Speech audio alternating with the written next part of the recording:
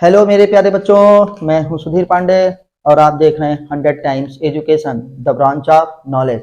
तो बच्चों, हम लोग पढ़ रहे हैं क्लास 10th की केमिस्ट्री चैप्टर नंबर 3, जिसका नाम है हमारे पास क्या, मेटल्स एंड नॉन मेटल्स, मतलब धातु और अधातु।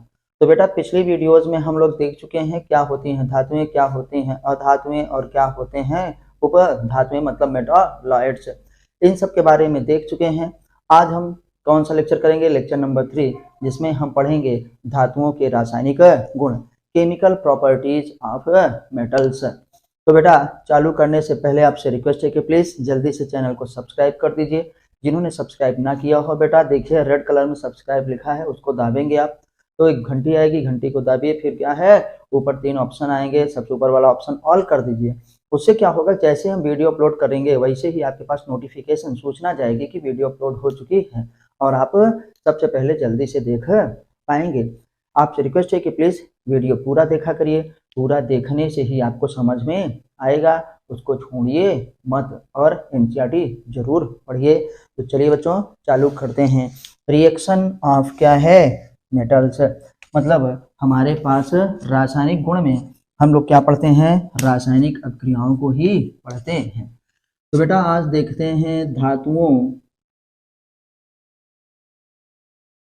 के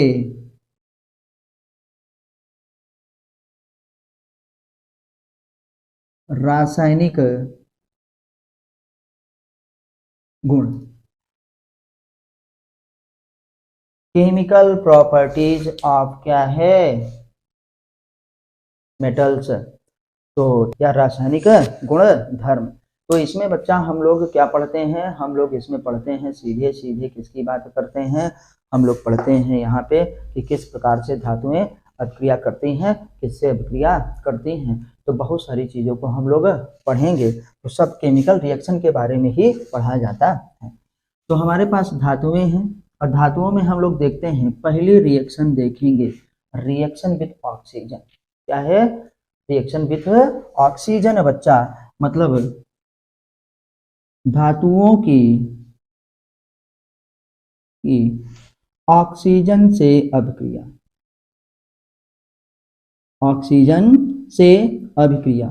बच्चा इसलिए ऐसा है क्योंकि आप जानते हैं कि ऑक्सीजन क्या है, नेचर में हमारे पास वायुमंडल में कितना है बेटा, 21%, मतलब 20% से ज़्यादा, और ये अमाउंट बहुत ज़्यादा माना जाता है। तो क्या करता है कि ऑक्सीजन किसी न किसी के साथ क्या है, हमेशा अभिक्रिया कर लेता है, हमेशा अभिक्रिया करता रहता है। चलिए, तो हम आइए देखते हैं कि धातुओं की ऑक्सीजन से अभिक्रिया होने पर क्या होता है। तो धातुएं ऑक्सीजन से अभिक्रिया करके क्या बनाती हैं, धातु की ऑक्साइड। क्या बनाते हैं बेटा? धातु के ऑक्साइड को हम लोग बनाते हैं। तो एक सामान्य सी चीजें हम देखेंगे कि बेटा यहाँ पे हमारे पास क्या है, धातु, और प्लस वो ऑक्सीजन से अभिक्रिया करेगी। कैसे? जब हम धातु को जलाएंगे तो बेटा, जब कोई भी चीज जलती है तो बिना ऑक्सीजन के नहीं जल सकती, बिना ऑक्सीजन की मदद से ही वो जलती है। जहाँ पे ऑक्सीजन नहीं रहेगा वहां पे दहन नहीं होगा। तो धातुएं क्या है, उस जलते वक्त समय क्या है, ऑक्सीजन से अभिक्रिया कर लेती हैं, क्योंकि ऑक्सीजन की मात्रा बहुत ज्यादा है। या हम कहें कि ऑक्सीजन क्या है, इन धातुओं से अभिक्रिया कर लेता है सभी, और ये धातु ऑक्सीजन मिलकर के क्या बनाते हैं, धातु ऑक्साइड। तो बेटा, जो हम लोग वाक्य में पूरा कहते हैं उसको हम लोगों ने शब्द समीकरण में देख लिया कि धातुएं ऑक्सीजन से अभिक्रिया करके क्या बनाती हैं, धातु ऑक्साइड बनाती हैं। अब आइए इन्हीं के हम लोग एग्जाम्पल को देखते हैं इसमें। तो मान लो हम लोगों ने पहले ही चैप्टर में अपने देखा था कि मैग्नीशियम हमारे पास है, और मैग्नीशियम को हम जलाते हैं ऑक्सीजन की उपस्थिति में, तब बेटा मैग्नीशियम ऑक्सीजन से अभिक्रिया करके क्या बनाता है, मैग्नीशियम ऑक्साइड बनाता है। अब हम थोड़ा देखेंगे कि मैग्नीशियम में और ऑक्सीजन में, यहाँ ऑक्सीजन 2 है और मैग्नीशियम ऑक्साइड में 1 ही है, तो यहाँ हम किससे 2 से गुणा कर दिए, और अब मैग्नीशियम 2 हो गया तो यहाँ भी 2 से गुणा कर दिए। इसको हिट एंड ट्रायल मेथड कहते हैं। इस विधि से हमारे पास क्या हो गया बेटा, ये अभिक्रिया बैलेंस हो गई। हम लोगों ने ये चैप्टर नंबर 1 में सब कुछ देखा। हाँ, तो बेटा हमारे पास क्या हो गया, मैग्नीशियम ऑक्साइड हमको बन गया। और देखते हैं दूसरी अपक्रिया में हम देख रहे हैं कि मान लो ये हमारे पास कॉपर है, और कॉपर का जब हम लोग दहन करते हैं तो कॉपर क्या है, जलता तो नहीं है, लेकिन ऑक्सीजन की उपस्थिति में वो क्या है, ऑक्सीजन से अपक्रिया करके कैसा बना लेता है भैया, कॉपर ऑक्साइड की काली परत चढ़ जाती है कॉपर पे ही। तो आइए देखते हैं, ये है ऑक्सीजन, इसकी अपक्रिया हमारे पास जब हुआ तो आप जानते हैं कि हमको क्या बनेगा, Cu2O, कॉपर का ऑक्साइड सूत्र। अब इसको हम बैलेंस कर लेंगे। ऑक्सीजन यहाँ पे देखो एक है, ऑक्सीजन यहाँ पे दो, लेकिन कॉपर यहाँ पे क्या है बेटा, दो, कॉपर यहाँ पे एक, तो ये क्या हो गया, एक हमारे पास, ये क्या हो गया, दो हो गया। ऑक्सीजन यहाँ पे कितना था, दो, कितना था, दो। तो अब यहाँ पे हम क्या लगाएंगे, तो हमारे पास कितना हो गया बेटा, कॉपर 4 और ऑक्सीजन कितना, 2 हो गया। ठीक, तो हम लोगों ने देखा कि ये हमारे पास क्या है, कॉपर के ऑक्साइड बन गए। अब ये सूत्र सही नहीं है, हम सूत्र चेक करेंगे कैसे। कॉपर पे बेटा क्या होता है, +2 चार्ज होता है, ऑक्सीजन पे -2 चार्ज होता है, ये इसके साथ है, सिंबल गलत हो जाएगा, तब ये क्या हो गया, ये। तो बेटा हमारे पास क्या बना, कॉपर का ऑक्साइड, ये देखो बन के तैयार हो गया है। और ये कॉपर ऑक्साइड क्या बेटा, कॉपर ऑक्साइड बेटा कैसा हो जाता है, काले रंग का होता है, ये कॉपर ऑक्साइड हमारे पास हुआ। तो धातुएं ऑक्सीजन के साथ अभिक्रिया करती हैं तो क्या बनता है भैया, धातु के ऑक्साइड बनते। हम लोगों ने इसको देखा। और भी बेटा हम लोग अभिक्रिया करते हैं, जितनी भी अभिक्रिया देखेंगे बहुत ही अच्छा होगा वो हमारे लिए। हम लोग देखते हैं एल्यूमिनियम से, आइए देखते हैं कि एल्यूमिनियम अब धातु है, इसकी अभिक्रिया किससे करवाएंगे, ऑक्सीजन से। तो हमको क्या प्राप्त होगा बेटा, Al2O3, Al2O3। सूत्र बनाना हम आपको सिखाए थे, अगर आपको नहीं याद है तो हम एक बार फिर से इसको कर लेंगे। तो क्या हुआ बेटा, Al2O3 में हम देखते हैं, क्यों, एल्यूमिनियम पे +3 चार्ज रहता है, ऑक्सीजन पे -2 चार्ज रहता है हमारे पास, तो ये क्या हो जाएगा, इसका उल्टा चार्ज इधर और ये वाला क्या हो जाएगा, इधर आ जाएगा। तो हमारे पास ये बना। आइए अब क्रिया को बैलेंस करते हैं बच्चों।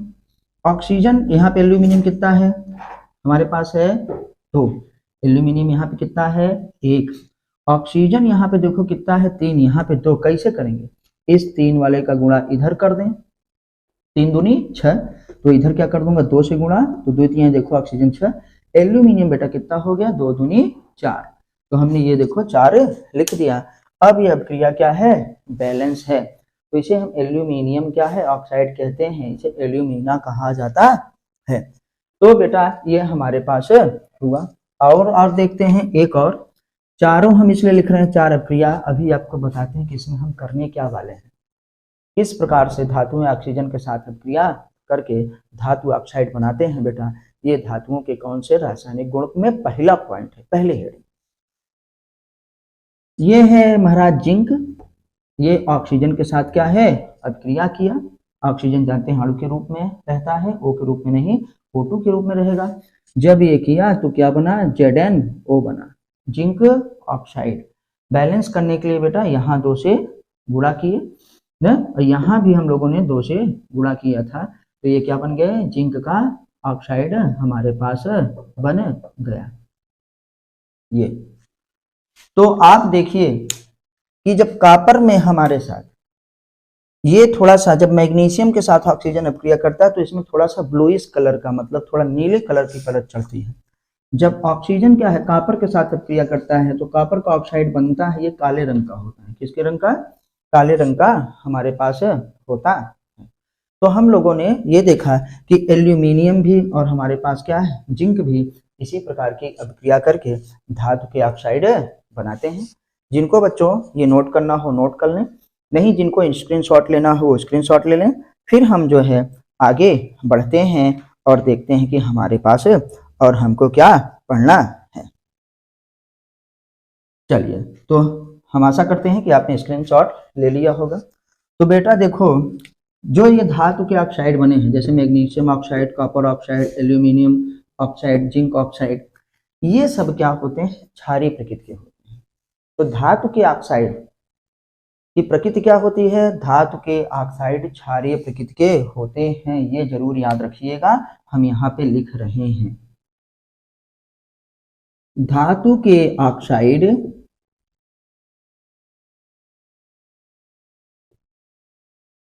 क्षारीय प्रकृति के होते हैं, क्षारीय प्रकृति के होते हैं। मतलब क्या है, मेटेलिक ऑक्साइड जो होते हैं, oxide basic in nature, metallic oxides are बेटा बेसिक इन नेचर, प्रकृति में वो क्या होते हैं, क्षारीय होते हैं। लेकिन याद रखिएगा कुछ धातु के ऑक्साइड महाराज ऐसे भी होते हैं जो कि क्षारीय हैं, तो भैया अम्ल से अभिक्रिया करेंगे, और कुछ धातु के ऑक्साइड ऐसे होते हैं कि क्षार से भी अभिक्रिया करते हैं। तो मतलब वो उभयधर्मी ऑक्साइड होते हैं, मतलब धातुओं के साथ भी अभिक्रिया करते हैं वो ऑक्साइड, और अम्ल के साथ भी अभिक्रिया करते हैं। और हमने पहले ही रिएक्शन में लिखा है, अब हम लोग जो है उसी को देखेंगे कि किस प्रकार से ये हमारे पास काम करते हैं। तो स्पेशली जो ये एल्यूमिनियम का जो ये ऑक्साइड है, ये वाला जो ये जिंक का ऑक्साइड है, ये वाला बेटा, ये दोनों हमारे पास क्या होते हैं, उभयधर्मी होते हैं। क्यों? क्योंकि ये क्या है, ये एल्यूमिनियम का ऑक्साइड और जिंक का ऑक्साइड किसके साथ अभिक्रिया करता है, अम्ल के साथ भी करता है और क्षार के साथ भी करता है। तो हमारे पास हम कहते हैं कि वो ऑक्साइड जो अम्ल तथा क्षार दोनों के साथ अभिक्रिया करते हैं, क्या है, उभयधर्मी ऑक्साइड कहलाते हैं।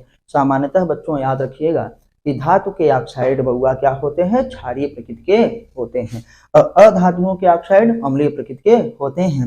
लेकिन धातु के कुछ ऑक्साइड जैसे एल्यूमिनियम का ऑक्साइड और जिंक का ऑक्साइड क्या होता है, ये अम्ल क्षार दोनों के साथ अभिक्रिया करता है, इसलिए हम इसे कहते हैं एम्फोटेरिक ऑक्साइड। क्या बेटा, एम्फोटेरिक ऑक्साइड। एम्फोटेरिक ऑक्साइड का मतलब हमारे पास हुआ क्या भैया, उभयधर्मी ऑक्साइड। अब इन्हीं की अभिक्रिया को हम दिखाते हैं, तो जिनको नोट करना होगा बच्चों प्लीज जो है नोट कर लीजिएगा। आइए अब हम आगे बढ़ते हैं, इन्हीं ऑक्साइडों को आपको दिखाएंगे। आप देखिए एक चीज मत भूलिए, आपको वीडियो कैसी लग रही है आप हमको कमेंट के माध्यम से जरूर बताइए, उससे हमारा मोटिवेशन क्या होता है, बढ़ता है, और भी मजा आता है अंदर से, क्या है, अच्छा लगता है कि आपके लिए और भी अच्छी अच्छी वीडियोस बनाया जाए। चलो एक बार फिर से पढ़ाई कर ले हम दोनों, मतलब मैं और तुम। चलो तो बच्चा हम बोले हैं कि धातु के ऑक्साइड क्या होते हैं, क्षारीय प्रकृति के होते हैं, लेकिन कुछ धातु के ऑक्साइड ऐसे होते हैं जो अम्ल तथा क्षार दोनों से अभिक्रिया करते हैं, तो उन से क्या है, ऑक्साइडों को उभयधर्मी ऑक्साइड कहा जाता है। उदाहरण हम क्या लिखेंगे बेटा, उदाहरण में हम लिखने वाले हैं, तो पहले हम हेडिंग इसी में पढ़ेंगे, एक हेडिंग छोटी सी, उभयधर्मी, उभयधर्मी क्या है, ऑक्साइड। इंग्लिश में क्या लिखेंगे भैया, अंग्रेजी में जरूरी है, अंग्रेजी पढ़ना जरूरी है। एम्फोटेरिक क्या है, ऑक्साइड, तो लिखेंगे बेटा वे धातु ऑक्साइड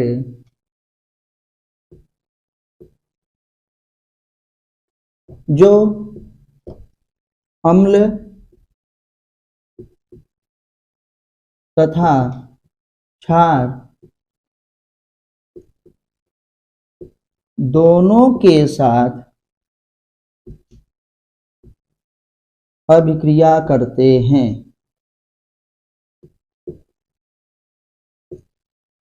उन्हें उभयधर्मी, मतलब दोनों तरह का व्यवहार करते हैं, उभयधर्मी ऑक्साइड कहते हैं। बाबू अब तक में आप समझ गए होंगे। उभयधर्मी का मतलब एम्फोटेरिक, जिसका डुअल नेचर है।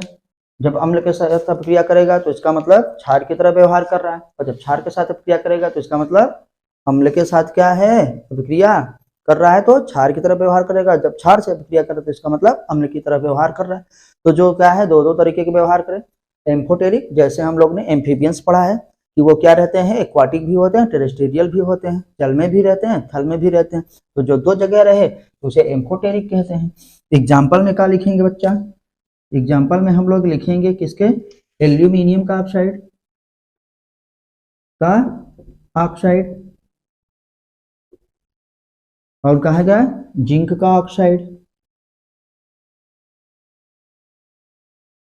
अभी देखे हैं कि एल्यूमिनियम के ऑक्साइड में हमने क्या देखा था, हमको कौन सा एल्यूमिनियम का ऑक्साइड था, Al2O3, और ये क्या है, Zn। इसकी आइए अब हम इन दोनों की अभिक्रिया देखते हैं कि कैसे ये अभिक्रिया करता है। कहीं ये बात फूटी तो नहीं है कि बस ऐसे हवा में क्या है झोंके चले जा रहे हैं, ऐसा नहीं है। आइए हम इनकी रिएक्शन को देखते हैं कि कैसे ये हमारे पास अभिक्रिया करते हैं। हटा रहे हैं बेटा।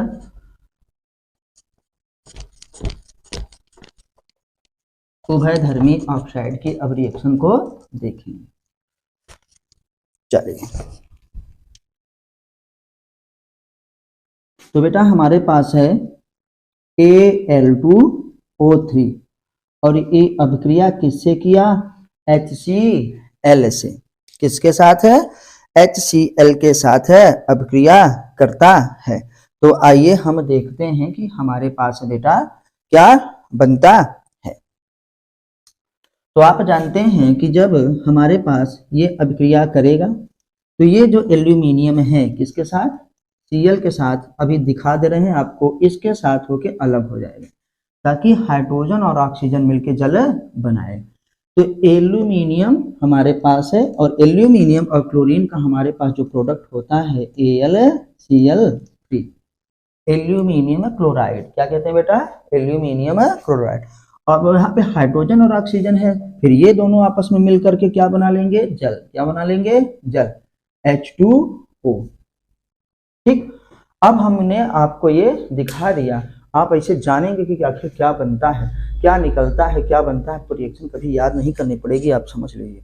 तो देखो एल्यूमिनियम हमारे पास ऑक्साइड है, एल्यूमिनियम का ऑक्साइड HCl है, ये क्या है, इसके साथ एल्यूमिनियम Cl मिलकर के AlCl3 बना लिया, एल्यूमिनियम क्लोराइड। और हमारे पास क्या है, ये जल और क्या, हाइड्रोजन और ऑक्सीजन मिलके जल बना लिया। तो आइए बेटा अभिक्रिया को बैलेंस करते हैं, अभी बैलेंस नहीं है तो अब हम इसको मिटा देंगे, आपको दिखाना था, दिखाने के लिए बनाए थे। देखो फिर वही हो गया, यही तो मेरा चमत्कार है, हम बहुत जल्दी से काम कर देते हैं। आओ तो देखते हैं, यहाँ पे क्लोरीन कितना है, 3, इधर क्लोरीन हमारे पास कितना है, 1। अच्छा, एल्यूमिनियम हमारे पास यहाँ कितना है, 2, यहाँ पे एल्यूमिनियम क्या है, 1। तो पहले हम इसको क्या कर दिए, 2, क्या कर दिए, 2।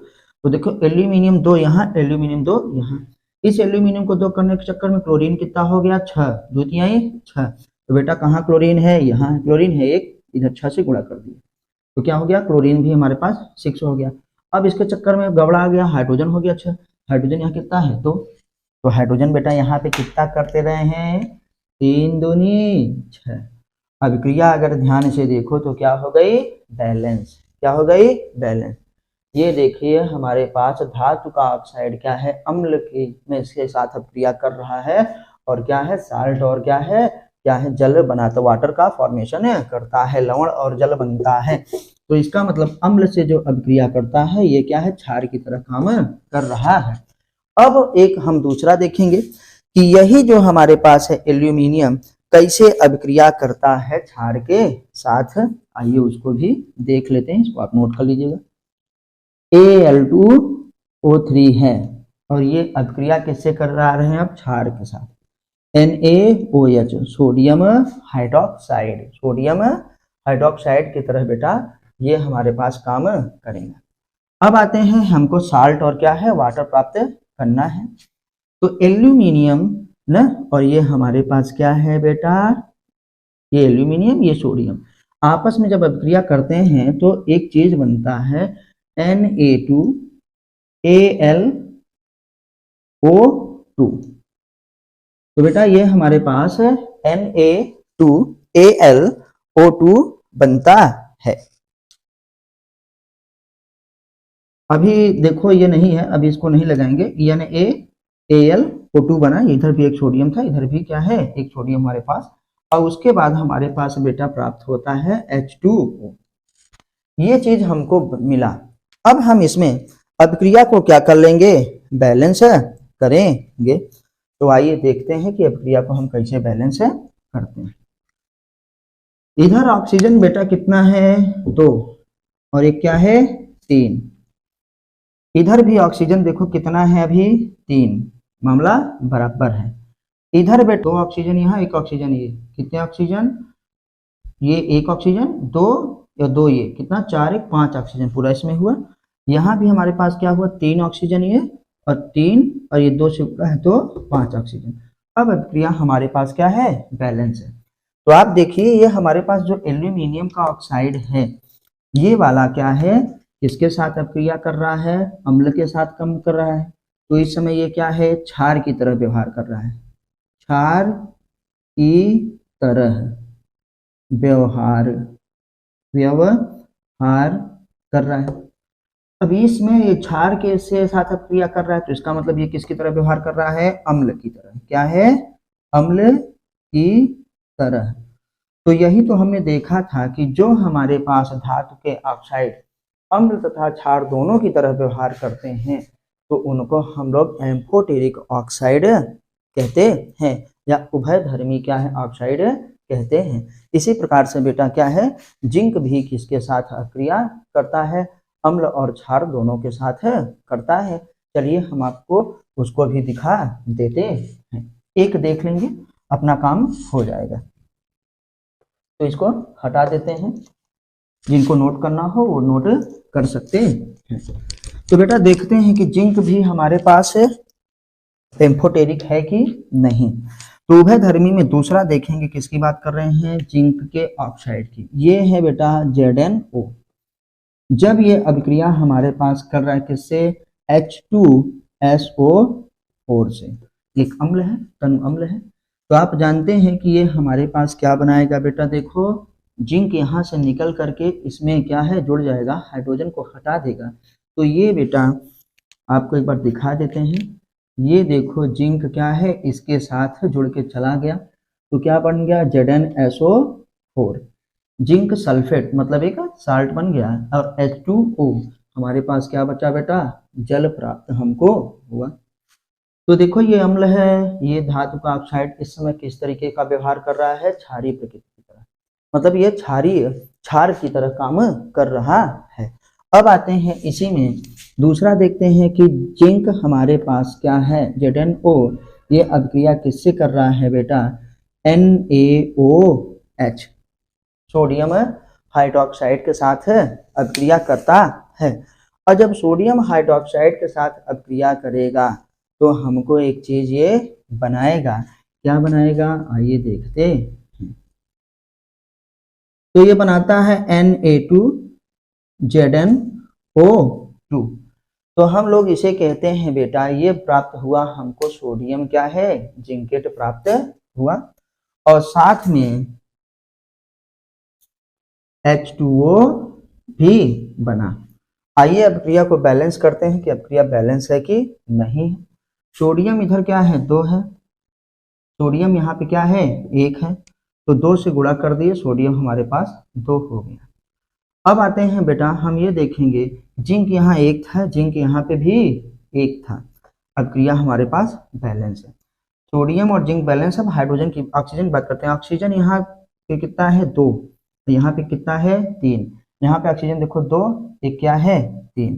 हाइड्रोजन की बात करते हैं बेटा, हाइड्रोजन देखो 2 और हाइड्रोजन देखो क्या है 2, तो हमको क्या है बेटा ये भी प्राप्त हो गया।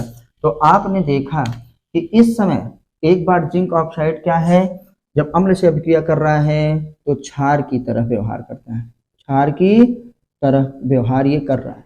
और जब क्षार से कर रहा है तो बेटा अम्ल की तरह क्या है, व्यवहार कर रहा है।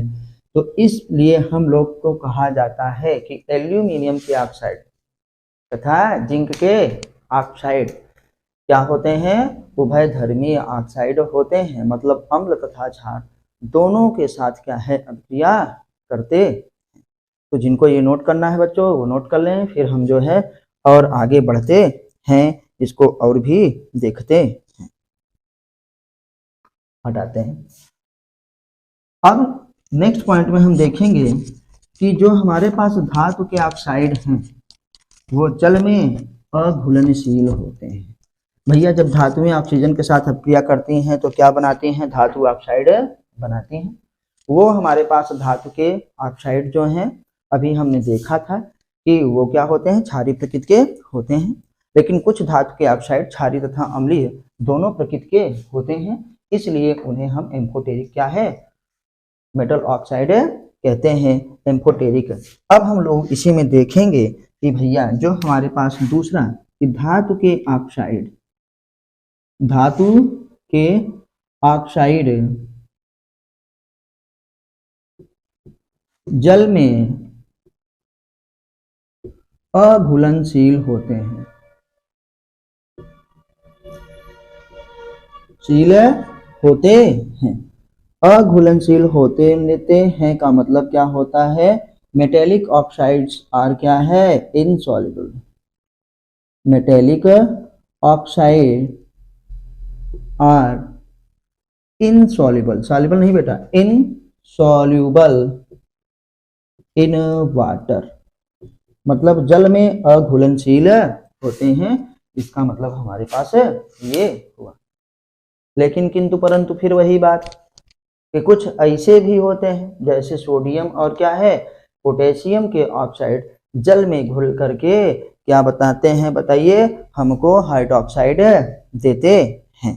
तो वो क्या करेंगे, क्षार प्रदान करेंगे। आइए हम लोग देखते हैं, लिखेंगे हम, परंतु सोडियम तथा पोटेशियम के ऑक्साइड जल में घुलकर क्षार प्रदान करते हैं, क्षार प्रदान करते हैं।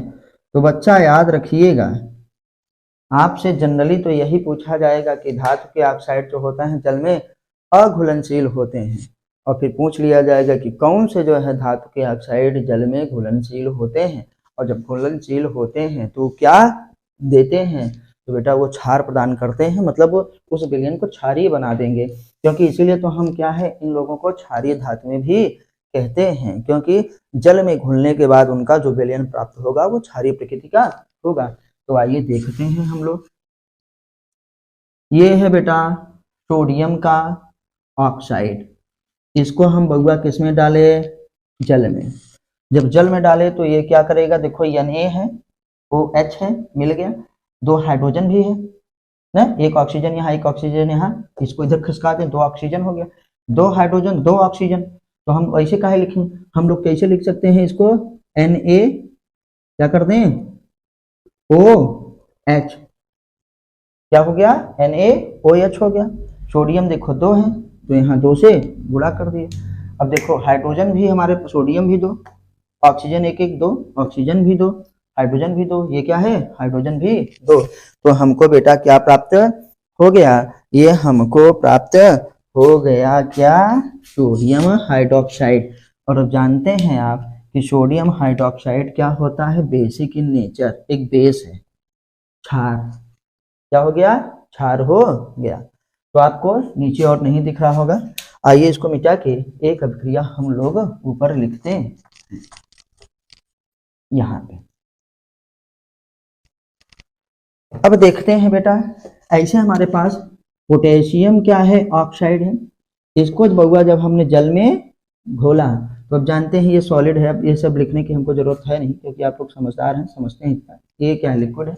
जब जल में इसको हम लोगों ने डिजोल्व किया तो ये घुल करके क्या बना लेगा, फिर OH, पोटेशियम क्या है, हाइड्रोक्साइड। अब क्रिया को बैलेंस करने के लिए बस एक ही काम करना है हमको, बस क्या करना है बताओ, 2 से गुणा करना है और क्या करना है। तो ये हमने क्या है कर दिया। तो देखो पोटेशियम भी दो, ऑक्सीजन भी दो, एक ऑक्सीजन यहाँ के यहाँ ऑक्सीजन 2 है, हाइड्रोजन भी दो, हाइड्रोजन भी दो। अब आप जानते हैं कि पोटेशियम हाइड्रोक्साइड भी एक क्या है, बेस है। तो बेटा हम लोगों ने देखा कि धातु के ऑक्साइड जल में अघुलनशील होते हैं, लेकिन कुछ धातुओं के ऑक्साइड जैसे सोडियम के और क्या है पोटेशियम के क्या होते हैं, ऑक्साइड जल में घुलनशील होते हैं और वो जल में घुल करके हमको क्षार प्रदान करते हैं। तो हम लोगों ने देखा कि बहुत सारी हमारे पास क्या है धातुएं थी, इनको हमने देख लिया।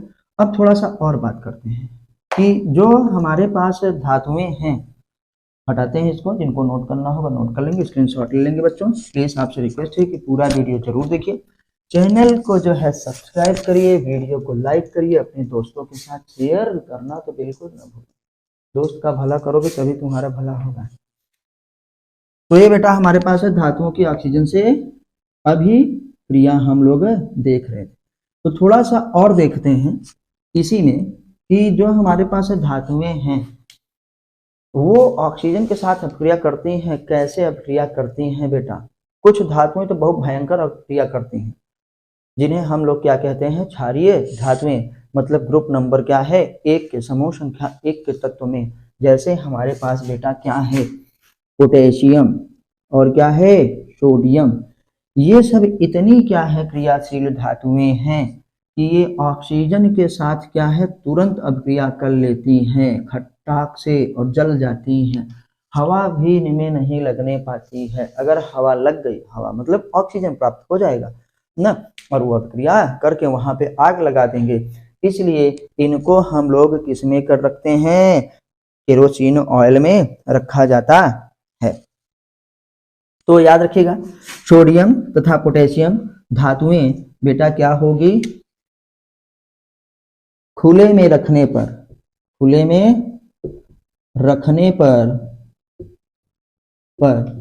ऑक्सीजन से तुरंत अभिक्रिया कर लेती हैं। ऑक्सीजन से तुरंत अभिक्रिया कर लेती हैं, जिससे आग लग जाती है, जिससे आग लग जाती है। बेटा इसी को बचाने के लिए इन धातुओं को किसमें रखा जाता है ना, केरोसिन में।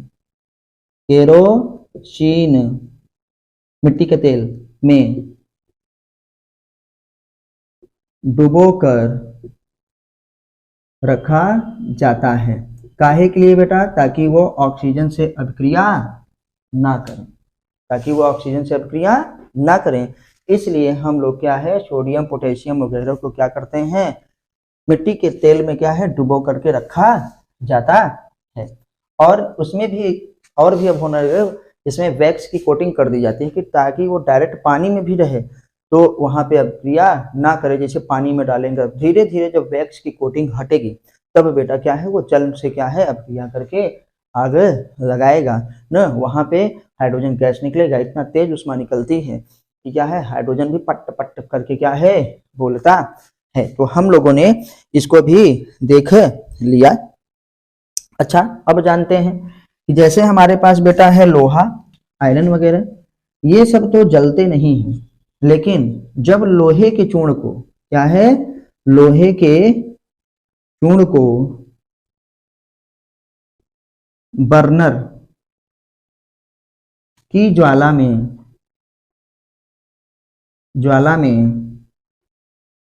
डालते हैं तब यह तेजी से जलता है, तेजी से जलता है। बाकी नहीं लिखेंगे, आपको तो बता चुके हैं बाकी कि एल्यूमिनियम वगैरह में क्या है हमारे पास है ऑक्साइड परत जम जाती है। जो वो परत क्या है फिर किसको बचाती है कि ताकि उसमें अब ऑक्सीडेशन ना हो, ऑक्सीकरण ना हो, तो धातु की जो हमारे पास ऑक्साइड की परत जमती है वो बेटा एक अच्छा काम है कि ताकि अब उसमें फिर से क्या हो, ऑक्सीडेशन ना हो और हमारे पास धातुएं खराब ना हो। और सोना और चांदी तो किसी भी प्रकार से क्या है बेटा, आग में जलते उलते नहीं हैं, पिघलते हैं, लेकिन कहो कि जल के किसी भी प्रकार की परत बनाए तो ऐसा नहीं होता है। तो बच्चों, आपको वीडियो कैसी लगी आप हमको कमेंट के माध्यम से जरूर बताइए। मैं हूं सुधीर पांडे, आप देख रहे हैं 100 times education classes, the branch of knowledge 100% NCERT. तो हम लोग क्वालिटी टीचिंग करते हैं, आपको फिजिक्स केमिस्ट्री बायोलॉजी ना नीट जेईई मेंस के लिए सब कुछ मिलेगा। बस आप अभी से पहले जो है 9th-10th का जो है तैयार करिए, क्योंकि बेस अगर मजबूत है तो बिल्डिंग भी बहुत ही अच्छी मजबूत होगी। तो फिर मिलते हैं अगले वीडियो पे, आप एनसीईआरटी जरूर पढ़ते रहिए। तब तक नमस्ते, जय हिंद, जय भारत, वंदे मातरम।